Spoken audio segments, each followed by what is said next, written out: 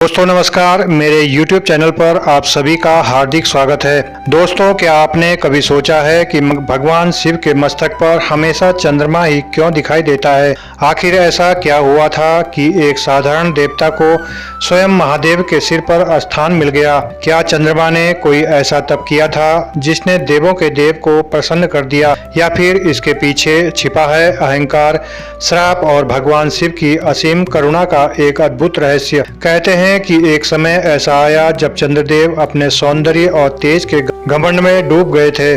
उनके इस अहंकार ने उन्हें ऐसा श्राप दिलाया कि उनका अस्तित्व ही मिटने लगा। पूरा ब्रह्मांड संकट में पड़ गया। लेकिन फिर चंद्रदेव ने किया ऐसा कठोर तप जिसने स्वयं महादेव को प्रकट होने पर मजबूर कर दिया। आखिर क्या था वह श्राप? क्यों घटता और बढ़ता है चंद्रमा, और महादेव ने उसे अपने मस्तक पर क्यों धारण किया? जानने के लिए इस दिव्य कथा को अंत तक जरूर देखिए। हर हर महादेव। सनातन धर्म में भगवान शिव को देवों के देव महादेव कहा जाता है। उनके स्वरूप का प्रत्येक अंग अपने भीतर एक गहरा रहस्य और आध्यात्मिक संदेश समेटे हुए है। जटाओं में बहती है गंगा, गले में सर्प, शरीर पर भस्म और मस्तक पर सुशोभित चंद्रमा। इन सब का अपना विशेष महत्व है। लेकिन क्या आपने कभी सोचा है कि महादेव ने चंद्रमा को अपने मस्तक पर क्यों धारण किया? आखिर ऐसी कौन सी घटना घटी थी कि चंद्रदेव को स्वयं भगवान शिव के सिर पर स्थान प्राप्त हुआ? यह कथा केवल एक पौराणिक घटना नहीं, बल्कि अहंकार, प्रेम, न्याय और करुणा का अद्भुत संदेश भी देती है। आइए जानते हैं यह दिव्य कथा। प्राचीन काल में ब्रह्मा जी के मानस पुत्र दक्ष प्रजापति थे। दक्ष अत्यंत शक्तिशाली और प्रतिष्ठित राजा थे। उनकी 27 सुंदर और गुणवान पुत्रियां थीं। इन 27 पुत्रियों का विवाह चंद्रदेव से हुआ था। ये 27 पुत्रियां वास्तव में 27 नक्षत्रों का प्रतीक मानी जाती हैं। अश्वनी, भरणी, कृत्तिका, रोहिणी, मृगशीर्षा, आर्द्रा आदि। दक्ष ने विवाह के समय चंद्रदेव से कहा, हे चंद्र, मेरी सभी पुत्रियां तुम्हारी पत्नियां हैं, तुम सबके साथ समान व्यवहार करना। चंद्रदेव ने प्रसन्नता पूर्वक यह वचन स्वीकार कर लिया। विवाह के बाद कुछ समय तक सब कुछ ठीक चलता रहा, लेकिन धीरे धीरे चंद्रदेव का झुकाव अपनी पत्नी रोहिणी की ओर अधिक होने लगा। रोहिणी अत्यंत सुंदर, कोमल और आकर्षक थी। चंद्रदेव अधिकांश समय उन्हीं के साथ बिताने लगे। वे रोहिणी के महल में रहते, उनके साथ भ्रमण करते और बाकी पत्नियों की उपेक्षा करने लगे। यह देखकर अन्य 26 पत्नियां दुखी रहने लगी। उनके मन में पीड़ा बढ़ती गई। एक दिन सभी पुत्रियां अपने पिता दक्ष प्रजापति के पास पहुंचे। उन्होंने रोते हुए कहा, पिताश्री, चंद्रदेव केवल रोहिणी से प्रेम करते हैं, वे हमारी ओर ध्यान नहीं देते। दक्ष अपनी पुत्रियों की पीड़ा सुनकर चिंतित हो गए। उन्होंने चंद्रदेव को बुलाया और समझाया, हे चंद्र, राजा और पति का धर्म है कि वह सबके साथ समान व्यवहार करे। तुम अपनी सभी पत्नियों को समान सम्मान दो। चंद्रदेव ने सिर झुकाकर बात मान ली, लेकिन कुछ दिनों बाद वे फिर से रोहिणी के प्रेम में डूब गए। जब कई बार समझाने पर भी चंद्रदेव नहीं माने, तब दक्ष का क्रोध बढ़ गया। उन्होंने पुनः चंद्रदेव को बुलाया, लेकिन इस बार भी चंद्रदेव ने अपनी आदत नहीं बदली। दक्ष ने क्रोधित होकर कहा, हे चंद्र, तुम्हें अपने सौंदर्य और तेज का बहुत अभिमान हो गया है, इसलिए मैं तुम्हें श्राप देता हूँ कि तुम्हारा यह तेज धीरे धीरे नष्ट हो जाएगा। श्राप सुनते ही चंद्रदेव भयभीत हो गए, लेकिन तब तक बहुत देर हो चुकी थी। दक्ष के श्राप का असर तुरंत दिखाई देने लगा। चंद्रमा का उज्जवल प्रकाश दिन प्रतिदिन कम होने लगा। उनकी चमक फीकी पड़ने लगी। जो चंद्रमा कभी रात के आकाश का राजा कहलाता था, वह अब कमजोर और म्लान दिखने लगा। धीरे धीरे उनका तेज समाप्त होने लगा।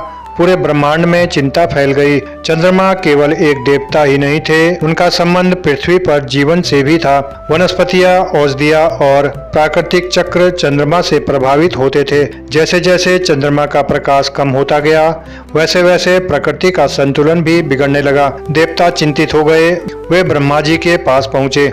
उन्होंने कहा, प्रभु, यदि चंद्रमा का तेज पूरी तरह समाप्त हो गया तो संसार में संकट आ जाएगा। ब्रह्मा जी ने ध्यान लगाया और कहा, दक्ष का श्राप व्यर्थ नहीं हो सकता, लेकिन इसका समाधान केवल भगवान शिव के पास है। उन्होंने चंद्रदेव को भगवान शिव की आराधना करने का सुझाव दिया। चंद्रदेव को आशा की एक किरण दिखाई दी।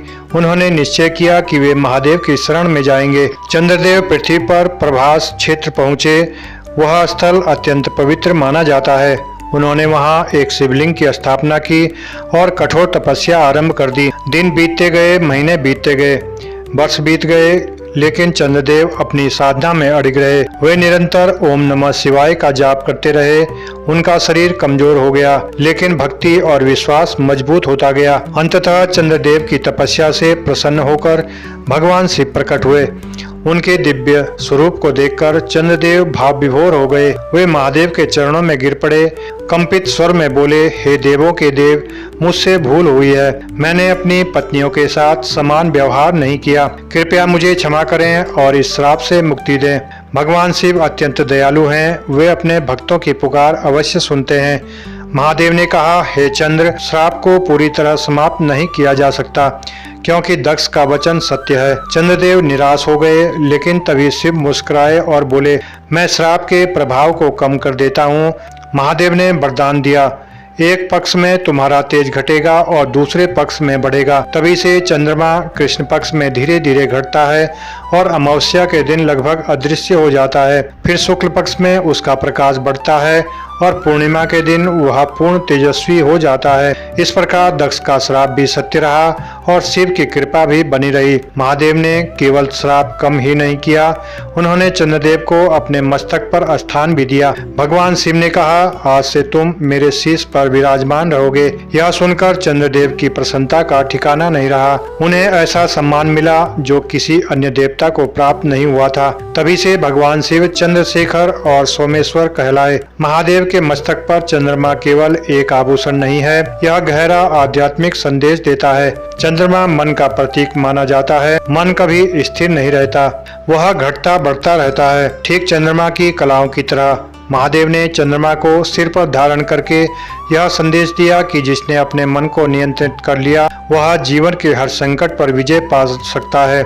यह कथा हमें अहंकार के दुष्परिणाम भी सिखाती है। चंद्रदेव को अपने सौंदर्य और तेज का गर्व था, उसी अहंकार के कारण उन्हें श्राप मिला। जब व्यक्ति अपने गुणों पर अभिमान करता है तब उसका पतन शुरू हो जाता है, लेकिन जब वह अपनी गलती स्वीकार कर लेता है और ईश्वर की शरण में जाता है तब उसका उद्धार भी संभव है। भगवान शिव ने इस घटना के माध्यम से संसार को बताया कि न्याय और करुणा दोनों आवश्यक हैं। उन्होंने दक्ष के श्राप को पूरी तरह समाप्त नहीं किया, क्योंकि न्याय का पालन जरूरी था, लेकिन उन्होंने चंद्रदेव को सहारा देकर करुणा का भी परिचय दिया। यही कारण है कि महादेव को सबसे दयालु देव कहा जाता है। आज जब भी हम रात के आकाश में चंद्रमा को देखते हैं तो हमें यह दिव्य कथा याद आती है। यह कहानी सिखाती है कि किसी के साथ पक्षपात नहीं करना चाहिए। अहंकार हमेशा पतन का कारण बनता है।